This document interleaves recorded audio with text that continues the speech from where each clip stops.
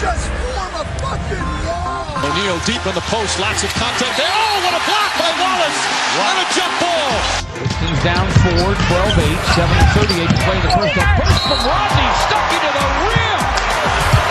Count them, baby, and a foul. Reggie inside for Andre, and a dynamite dunk. Hello, Detroit Pistons fans, and welcome back to another edition of the Palace of Pistons Podcast. I am your host, Mike Anguilano. With me, as always, is Aaron Johnson. We are just a couple hours off of another Pistons. Has it been a few hours? It seems like it's been a few hours. Maybe that's just the way time is moving now. Off of another Pistons game, which we'll get to a little bit here. But I wanted to let Aaron introduce himself once again. Aaron, how are you doing, buddy, on this chilly Sunday, this chilly Week 17 of the NFL season Sunday? Well, speaking of the NFL, thankful that the Lions season is finally over, and what a game for them to end the season on. Just typical Lions action there. But I'm doing all right. Definitely cold out.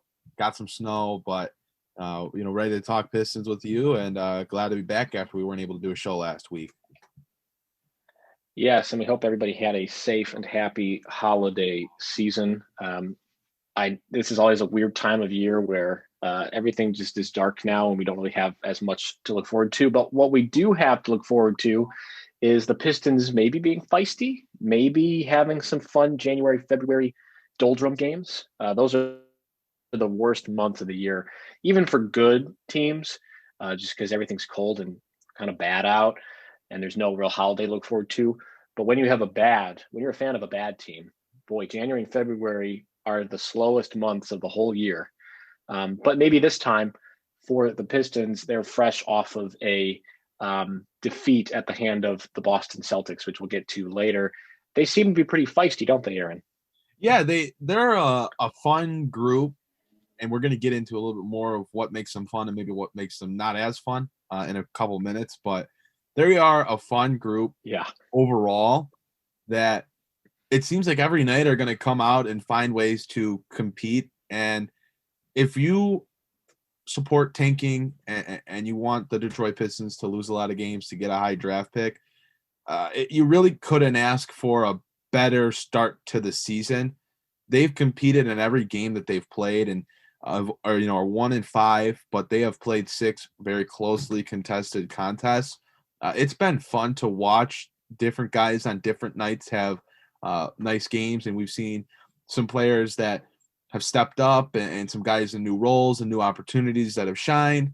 So it's been fun to watch this group play. It's kind of opposite of last year where when it was a game day for the Pistons, you were kind of dreading having to turn that TV on or go to the arena. But this year it's been something that, it's pretty fun to watch them play most of the time. There's going to be bad plays, bad quarters, bad, runs. But overall, in general, this team has been a lot more fun to watch this year, even though they've only won one game out of their first 6. Yes, with a record of 1-5, and that's going to happen with bad teams. And you did mention that they have some fun aspects. They have some not as fun aspects. Let's start off and rip the Band-Aid with one of the not as fun aspects of this team, and who would have thunk it's Blake Griffin. Isn't that a little bit strange? The staple of the roster, the big acquisition, maybe the last big acquisition for the Van Gundy era. He doesn't look so good. And it's a mobility thing. It's a shot thing. A lot of his shots are short. That's really a bad sign, if you're leaving everything short. Just doesn't look very good. Aaron, are the Pistons actually better off not playing Blake Griffin? It feels absolutely horrible to say this, considering everything that Blake Griffin has done for the Pistons so far in his tenure with the franchise, leading them back into the playoffs, having a resurgent season just a couple years ago in which he got them to the playoffs. But right now, the Pistons have been a better team with Blake Griffin off of the floor. He missed the game that the Pistons beat Boston just a few days ago. When they won 96-93. He missed that game in concussion protocol. I was anticipating that he was going to miss today's game, but he ended up playing, and he did not play well. The Celtics got the game-winning shot off of a play in which Blake Griffin got switched on to Jason Tatum. And Blake Griffin's defense right now, and it's been trending in this direction since he got to Detroit, but it's completely non-existent currently. Blake Griffin is, I said this to a couple people earlier, but it's kind of like Blake Griffin is a forward, but he's not a basketball forward. He's a soccer forward, meaning he only plays offense. He only plays on one end of the court. And that's not okay in basketball. You can't win basketball games essentially playing 4-on-5. Blake Griffin has been nothing short of a disaster on the defensive end. He's barely even trying on that side of the court. He's giving up play after play, letting players blow by him, shoot over him. It's been utterly, to be quite frank, it's been utterly embarrassing to watch him compete on the defensive end so far, when you know that he is a very talented basketball player and is capable of doing more on that end. Not that Griffin has ever been an all defensive level player, but he's a better defensive player than what he has shown so far this season. And I get it. You're not playing for a very good basketball team. You're not playing for a basketball team that's a playoff team, but that doesn't mean that you can just go out there and make $35 million and play on one end of the court, when the one end of the court that you're playing on, you're still not playing on very well. So it's very worrisome. It's very troublesome. And then you look at the success that the Pistons have had when Blake Griffin is off the court. The Pistons would have won their Sunday game against the Celtics had Griffin not played. And they won their other game against the Celtics without Blake Griffin. Jeremy Grant looks better as a power forward. Sekou Doumbouya, when he has played consistently, on Sunday he played 14 minutes, probably had either his best or his second best game of the season. There are just some other guys getting minutes at the forward spot that have looked pretty good. And Jeremy Grant has looked really good as the power forward, because it allows the Pistons to play Sadiq Bey at the 3, and Bey and Grant and even Josh Jackson before his injury. We don't know, what his status is moving forward, but he did suffer a right ankle injury on Sunday. But those three on the court together looked really good as three different wings, all athletic, all long, all can, defend, shoot, dribble, all that kind of stuff. So right now it's not been good with Blake Griffin on the floor at all for the Detroit Pistons.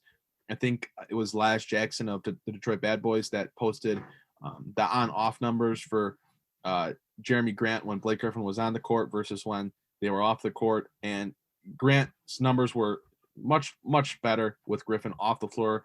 I'd imagine that's the case for a lot of guys on this Detroit roster. It sounds horrible, and this is not meant to bash Blake Griffin, this whole tandem that I've gone on, but the Pistons have just been far and away better off without Blake Griffin to start this season. And you know how you get off of a bad team that is not playing well? You play really well on that bad team and bust your butt, and they'll be able to move you.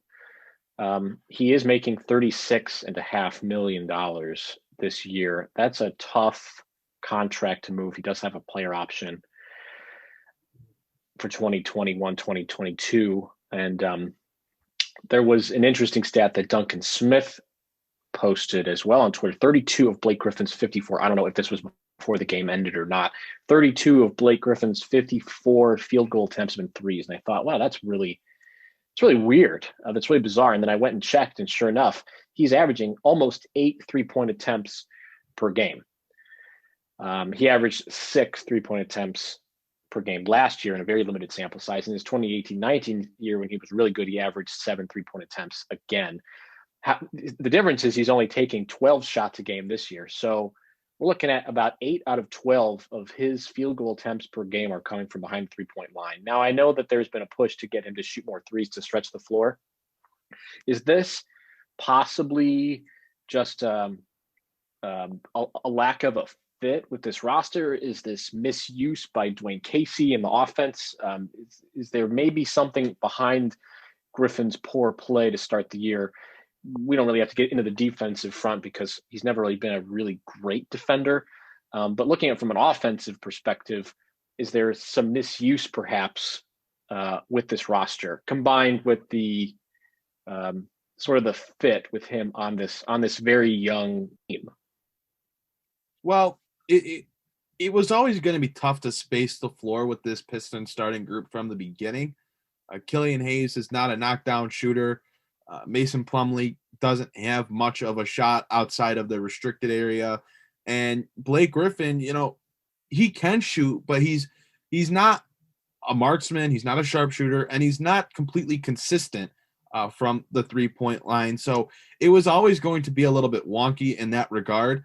But it's bad that the majority of Blake Griffin shots are coming from beyond the arc, but everything that Blake Griffin has done inside the arc has seemed forced, and he's just not getting to the basket when he posts up and tries to back down or tries to fade away and draw a foul. It's just not working. It's like he lost his strength or something. He's falling away because he can't get through players, and he just doesn't seem to have the legs that he should have for a guy that just had, 10 months off of playing basketball. You mentioned a lot of his shots are short. That's sign of wear and tear. That's sign of, tiredness, your body being tired. It's game 6 of the NBA season, and one of the games you didn't play. So you're in your 5th game of the season, and this wasn't just a problem on Sunday. It's been a problem, throughout the season so far. His shots are all coming up short. And that's not a good sign when you're in game 6 of 72. There's a long, long way to go. And this fit for Blake Griffin on this team isn't great. Kind of already talked about the Pistons look a lot better with 3 athletic, lengthy wings. We talked about how Jeremy Grant looked a lot better at the 4. Sekou has looked good on the wing when he's gotten in.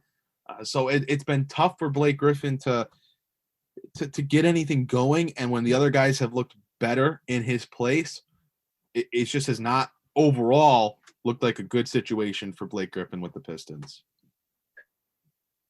Yeah, and this is probably a topic for another day in the feasibility of trading Blake Griffin. And I posed this in the Palace of Pistons chat here.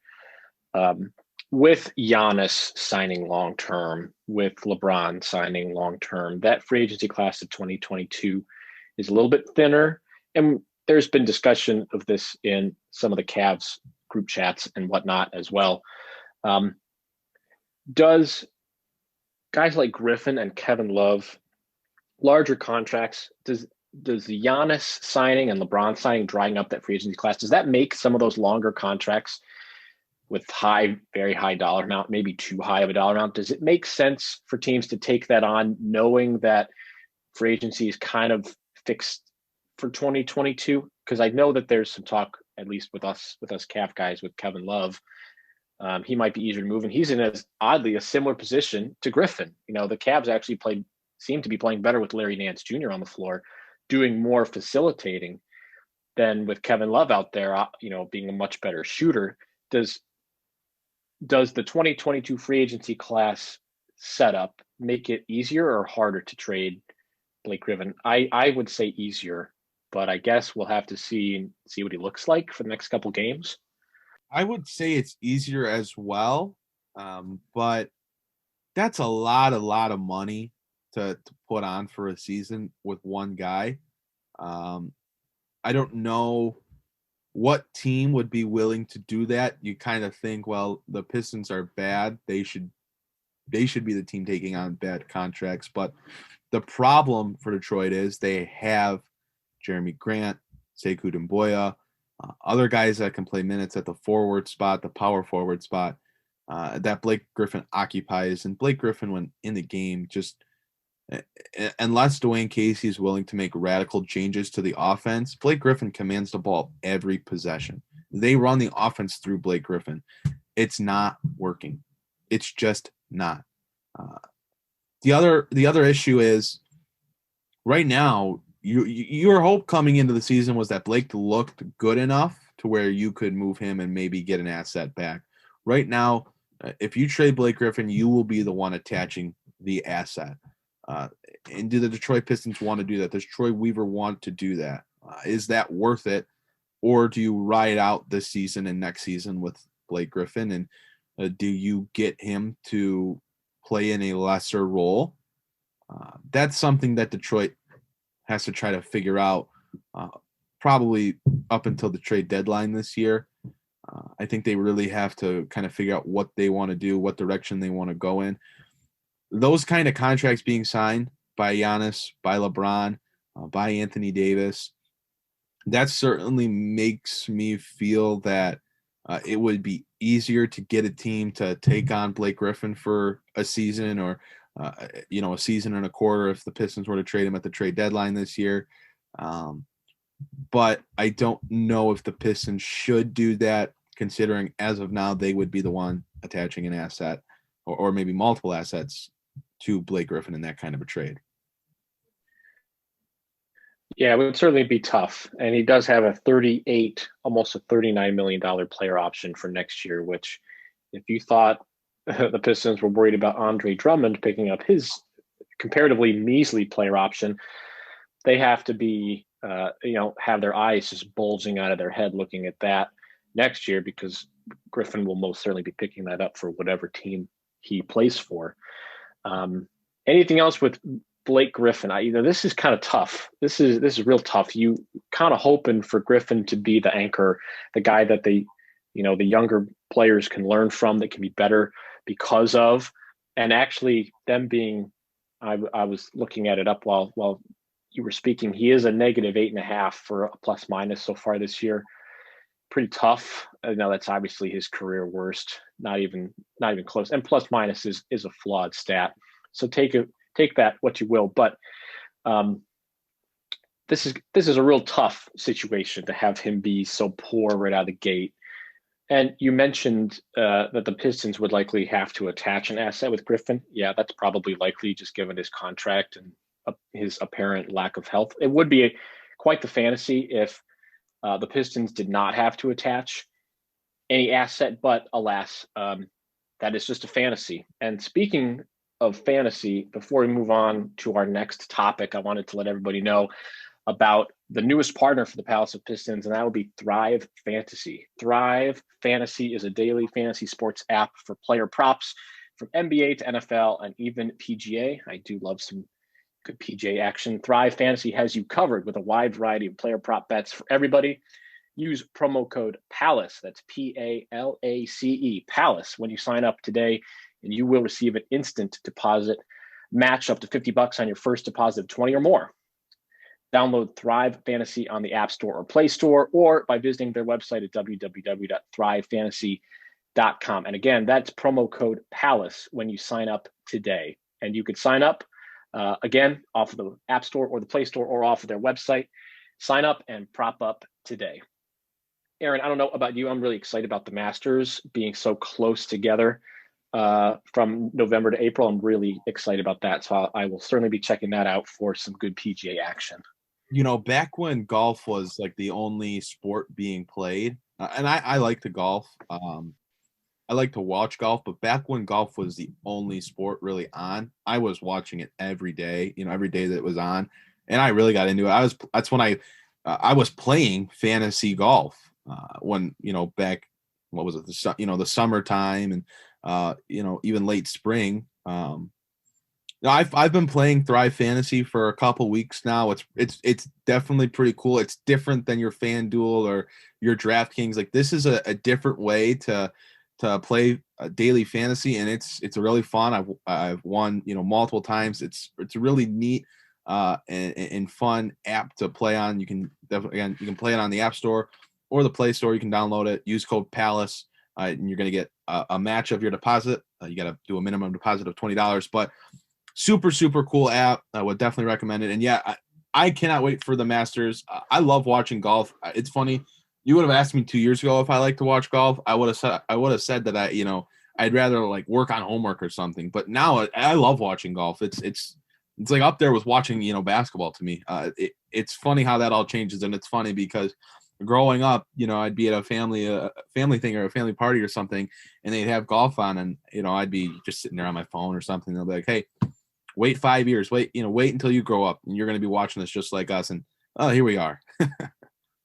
It is a lot more fun playing golf, and then you go back and watch it and think of some of these shots these pros make, and you're like, oh my God, I would have smashed that iron so far right, and they just have these perfect these just perfect layups right on the green. You're thinking, oh my God, these people are all aliens. Clearly, Yeah. it's crazy, and I know that Jake Rogers in our chat is just, his ears are burning red. He's the biggest golf fan in our chat there. But Hey, golf. yes, I'm very excited for the Masters. He played golf at the college level. I've been telling him, hey, you need to get out there with me and help me because I suck. And he's yet to do that with me. Yeah. If you're listening, I get it. It's the winter now, but springtime, I'm expecting you to say, hey, let's go up to this golf course and let me help you because I need some help. Yeah, and getting that shot right, and it's just, I don't know if you played like other sports now. I played baseball for a really long time, and I was a starting pitcher for a very long time, and that's just repetition. I mean, your arm slots off just a little bit, and the ball's not going to go where you want it to go. It's just repetition, getting that exact same motion. That's golf. That is getting the same swing, and yikes, it's not very easy. There's a reason that I'm a bad golfer, and obviously did not go very far in playing baseball. It was very, very worrying. But leading into worrying, this has led to Pistons Twitter being lit on fire, which I feel like this is a daily occurrence for some sort of, it's at least a weekly occurrence for something. And if it's not, then it's a Lions ordeal that sort of takes over the timeline. Kilian Hayes, and we went over this extensively a few weeks ago. Kilian Hayes has had some up and down, mostly down performances. He actually played pretty well to the Boston Celtics. He's had a quiet season for being such a highly touted player out of international play. Are you worried about Killian Hayes so far, and why is it no? I'm not worried about Killian Hayes yet. I have had a lot of people text me, call me, worried about Killian Hayes, telling me that this is just another bust, another Detroit Piston player, that draft pick that won't pan out. Let's take it very, very easy on those kind of comments and those kind of concerns. The Pistons started training camp 28 days ago. Killian Hayes has played 6 NBA basketball games. He did not get a summer league. He did not get a summer to come over and come to America after playing in Germany. He did not get any time to mingle and get acquainted to the country and learn from his teammates. He got training camp and it was go play basketball. He didn't get this offseason that rookie point guards rookies get.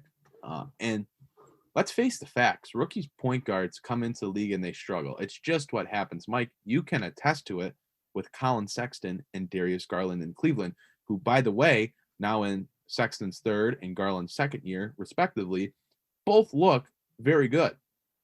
So we knew going into it that it was going to be a process. It was going to take some time.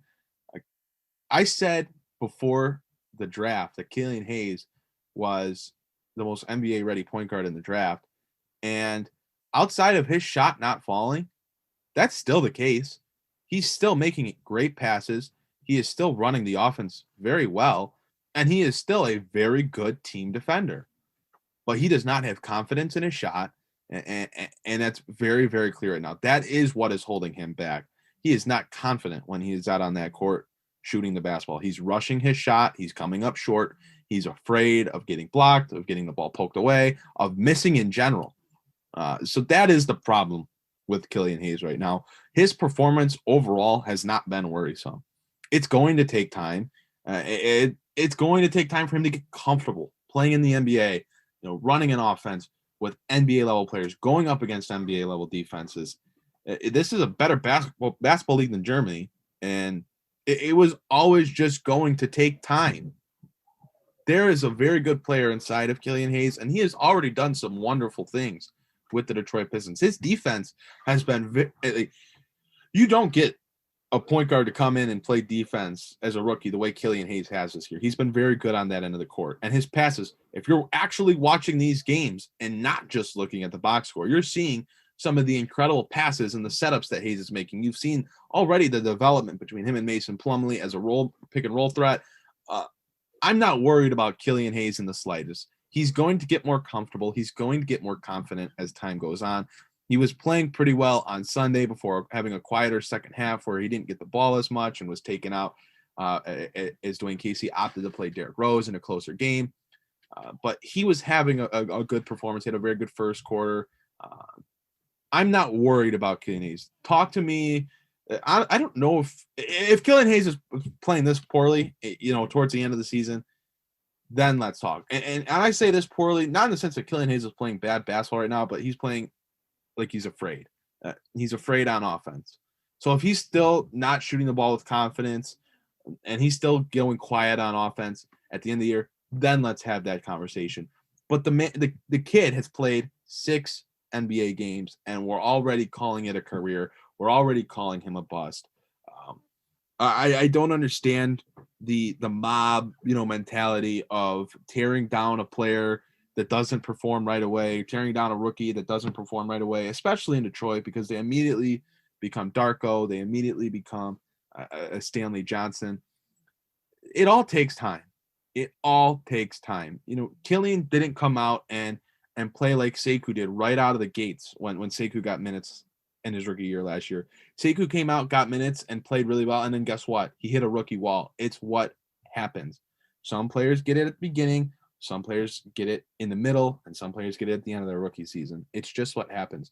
Again, look at Darius Garland's stats in the first month of the year last year. Look at his October stats from last season.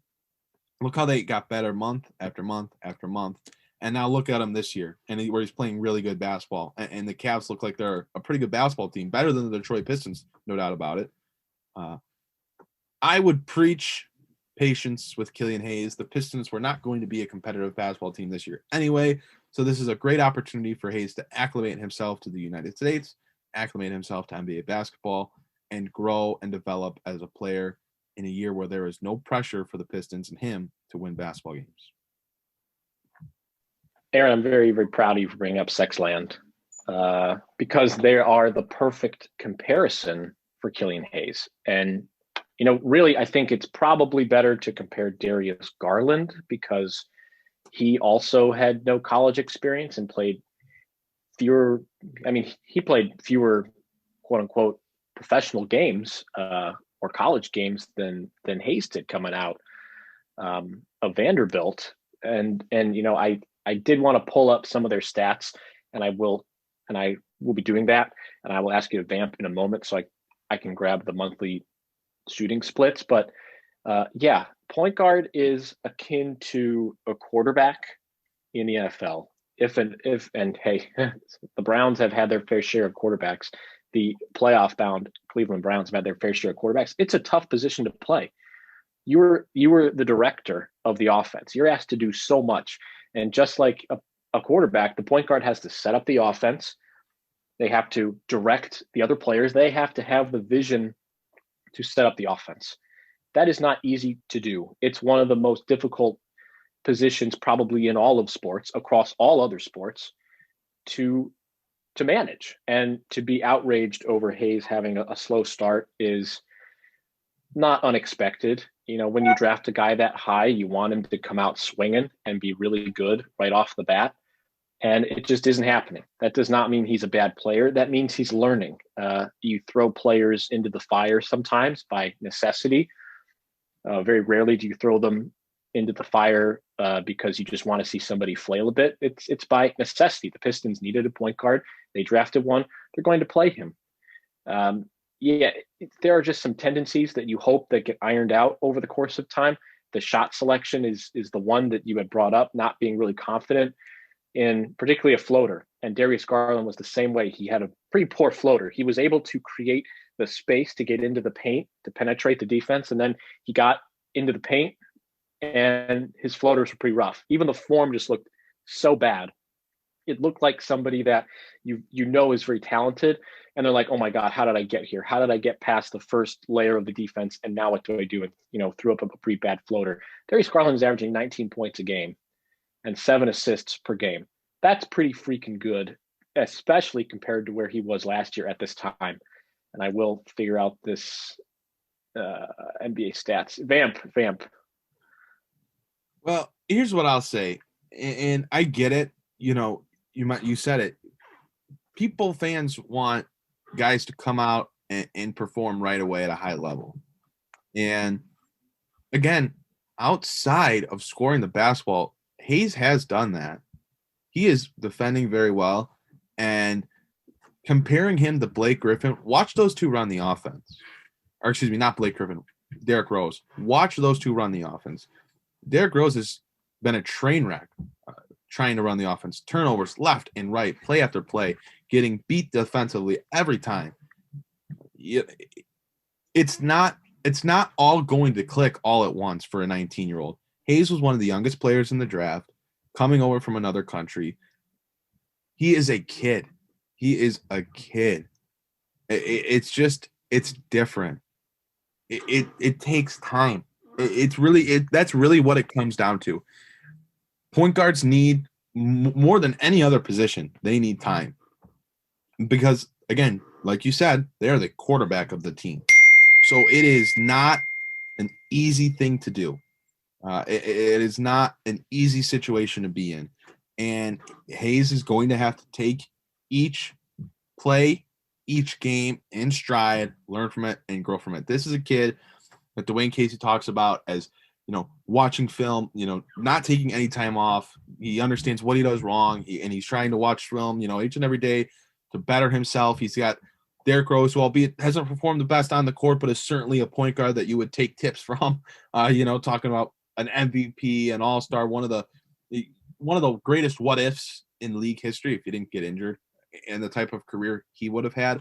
Learning from him, having him by your side as you grow in your first season is going to be very beneficial for Kilian Hayes. It's not something to be worried about unless it becomes a long-term issue. And you look at the performance on Sunday. When Killian Hayes shot the ball, he didn't shoot the ball very much. When he shot the ball, he looked a lot better. And this goes back to Blake Griffin. Blake Griffin spent a lot of his time on the court when Killian Hayes was on the court. Blake Griffin runs that offense through and through. The ball goes to him, and he does what he wants. Whether he's posting up, he's running a dribble handoff, he is commanding that offense. So there's not always going to be a lot of shot opportunities for Killian Hayes when you have Blake Griffin and you have Jeremy Grant and Mason Plumlee, who all of a sudden is taking, double-digit shot attempts per game and is isolating down low and all this other stuff that I don't want to get into. But there's not a million shot opportunities per game for Killian Hayes. And certainly he can take more shots. And certainly he does look scared at times. But it's just going to take time. It really comes down to that. I would not be fretting. I would not be worried. Be thankful if you're a fan of the Pistons. Be thankful that you have two other rookies that are playing very good basketball right now.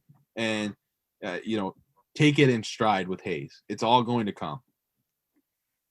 Yep, and it takes time to get the feel for the game.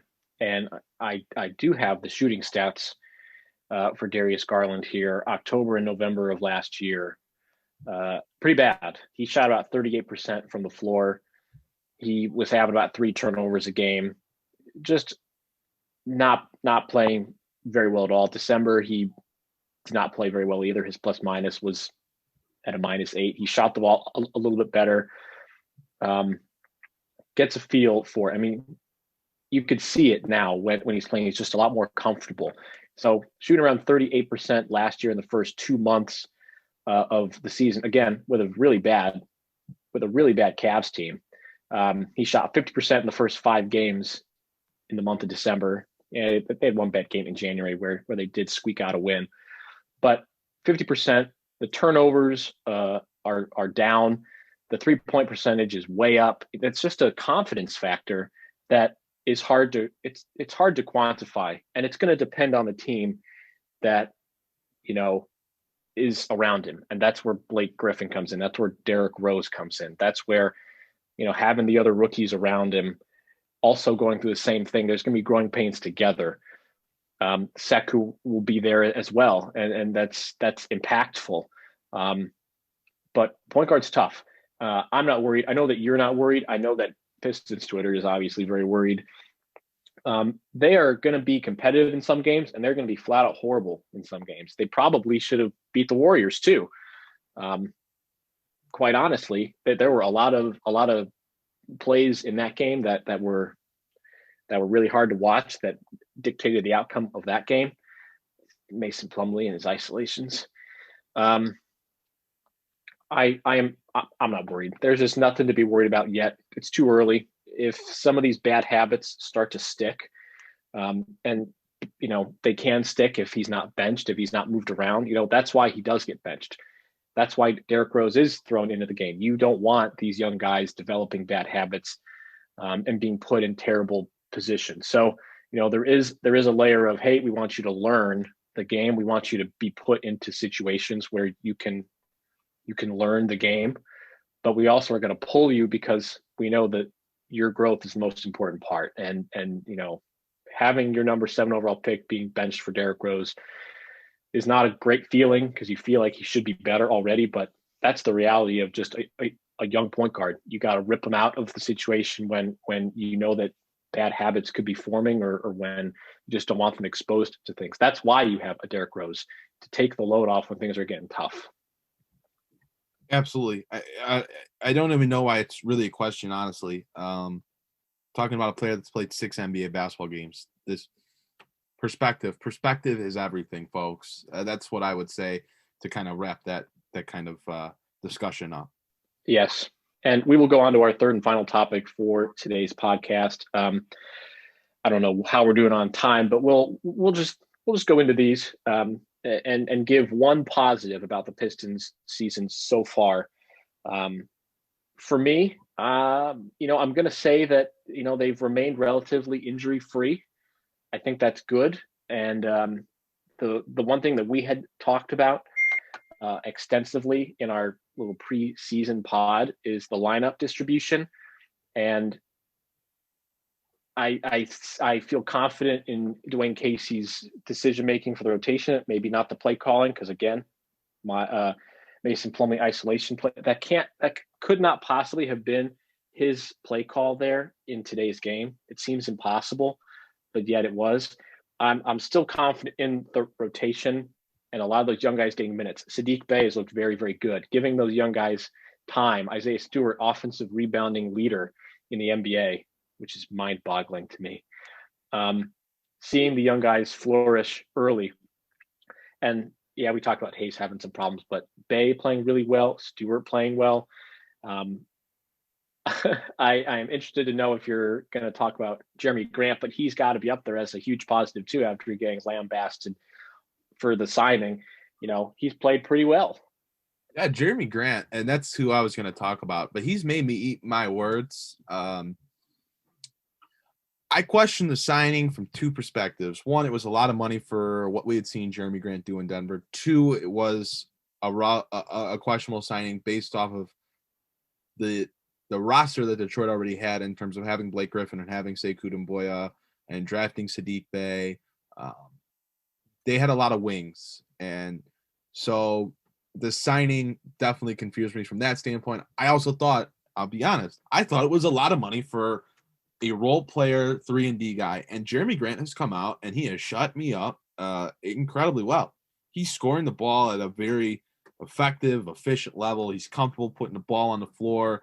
He's shooting the ball very well. He is a phenomenal basketball player.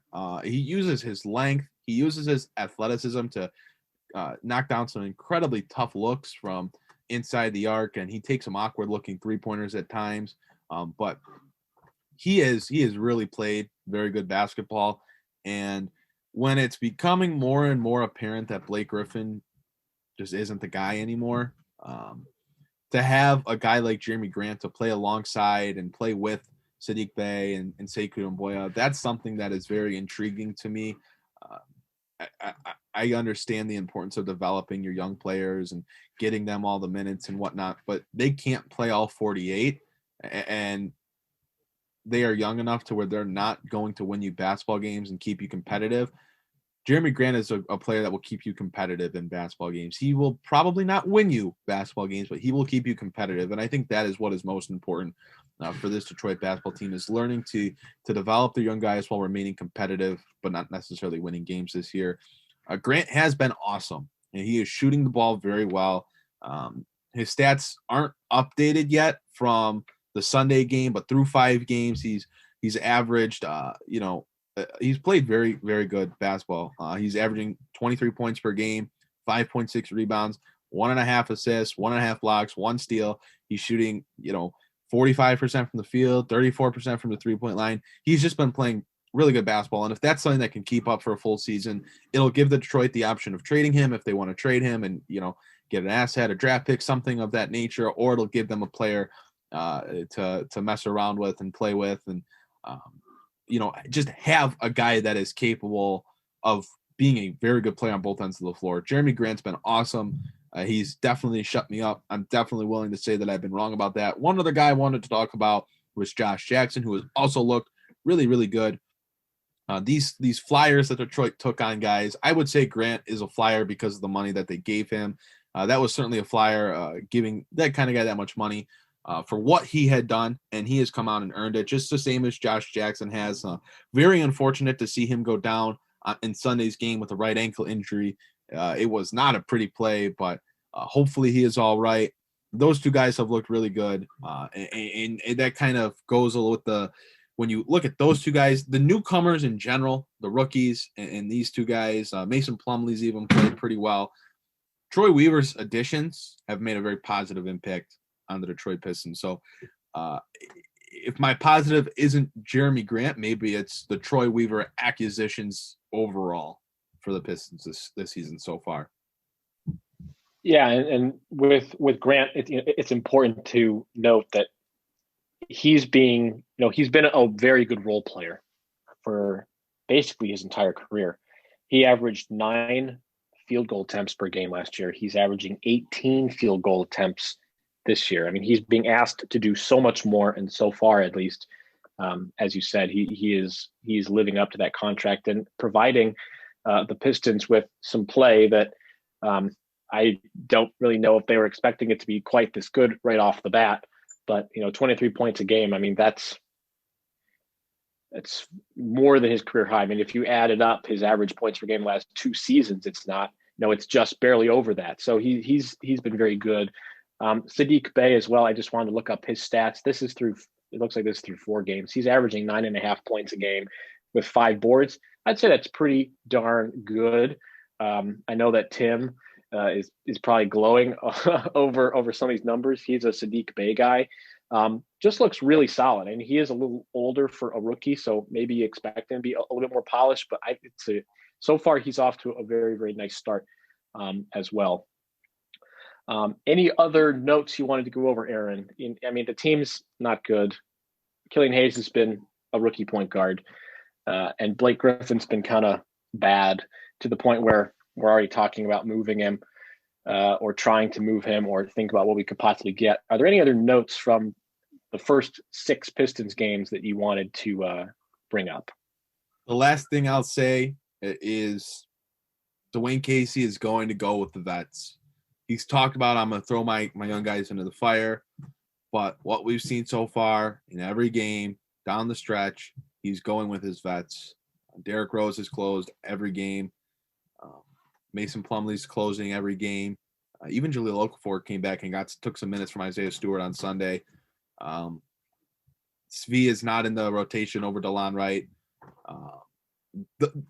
Dwayne Casey is going to go with his vets for the time being, and that is something to monitor as we progress throughout the season, because guys need to be on the court that are a part of your future long term, or at least are young and have potential. And I think that's something that needs to definitely change as time goes on. So that's kind of like my last note, my last thoughts and last topic that I kind of wanted to bring up was that's just something to monitor moving forward.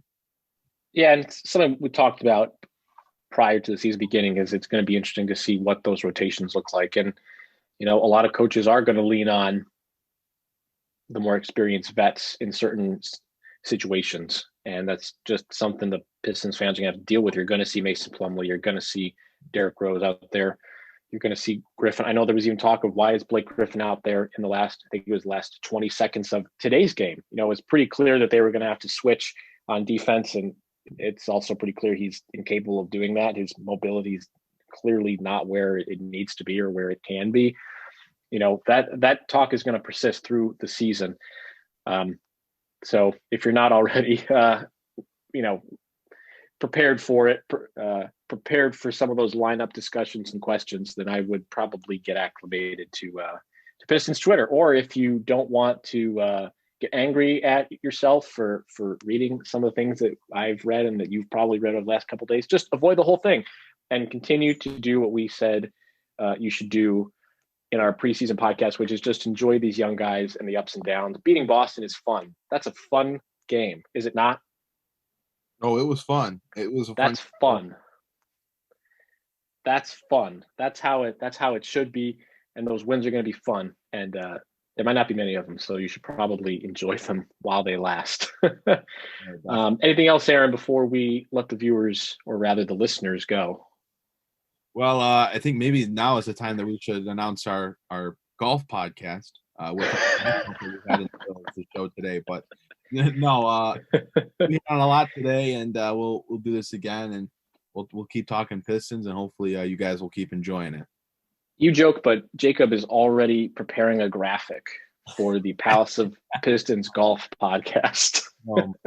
This is going to become we're going to have a Palace of Pistons golf outing in the summer, aren't we? I am all for it. I will make the drive up to Michigan for the Palace of Pistons golf outing. I am all for it. Oh goodness! Hey, you never know. You never know. You never know. Okay, well, Aaron, as always, thanks. This is always fun. Pistons fans, we hope that some Kilian Hayes negativity doesn't ruin the rest of your experience the rest of the season. But for Aaron Johnson, I am Mike Anguilano. Thank you very, very much for listening, and thank you to our sponsor as well, Thrive Fantasy. And we will be back, and you will hear from us soon. Thank you very much.